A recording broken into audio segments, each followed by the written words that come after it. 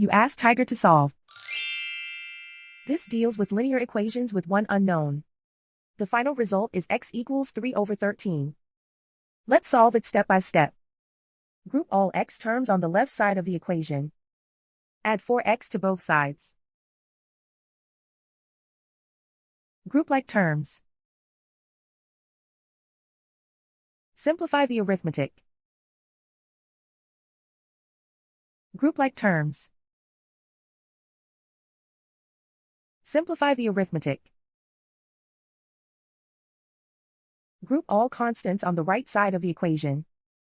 Subtract 4 from both sides. Simplify the arithmetic.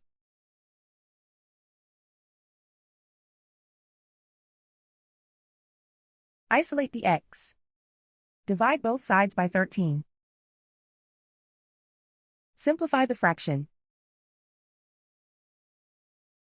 And so the final result is x equals 3 over 13.